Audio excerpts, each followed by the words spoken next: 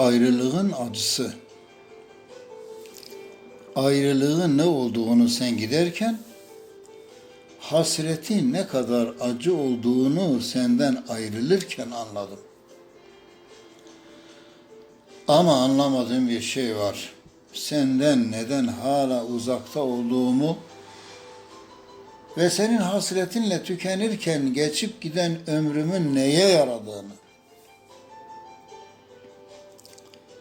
Hayatımın en zevkli zamanı senin dizlerinde ağlarken gözyaşlarımın ayaklarına damladığı andır.